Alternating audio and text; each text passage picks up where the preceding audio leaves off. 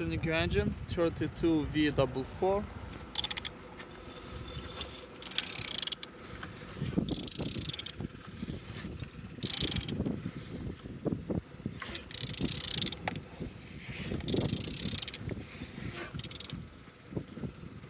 Turning good. At the front engines looks good, as you can see.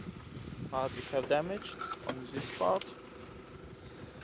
Altimeter looks nice, not broken.